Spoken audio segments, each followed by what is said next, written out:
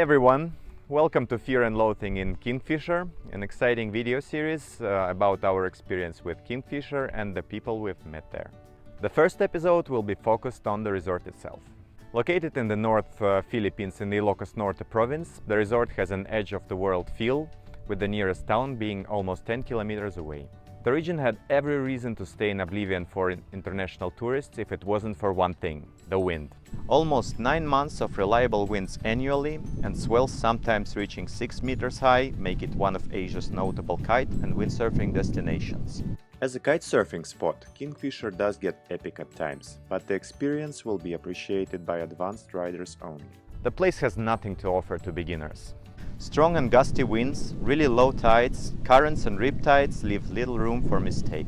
During our 4-month stay, we've seen a lot of people get cut and bruised on the shallow reef, machine washed with equipment trashed and being lost at sea. As for windsurfing, forget it. There's barely any times when a windsurfing fin can pass the reef unharmed. The resort itself leaves a mixed feeling. At first it seems nice and clean, but very quickly the lack of both proper maintenance and service start to shine. Don't be fooled by all the Tripadvisor credentials. Review manipulation and total lack of competition allowed the owners to get there. The beach huts are pretty run down and smell of rotten wood. The casitas and cabanas do offer much more comfort, but the price is somewhat restrictive. Overall, the resort layout leaves a strange impression. There's many different structures and gaps that don't really fit together. By no means Kingfisher is a beach paradise. The sand is not white or fine. In fact, barefoot walking can lead to cuts and infection. The sea in front of the resort is completely unsuitable for swimming.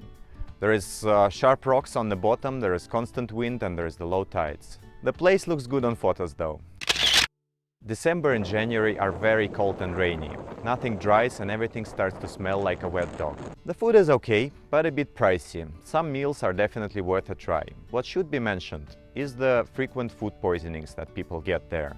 The owners prefer to cover it up rather than fixing the cause. Some trouble guests were generously upgraded to rooms with private bathrooms for a few days. After a while, the resort seems like a very expensive camp that you are trapped in.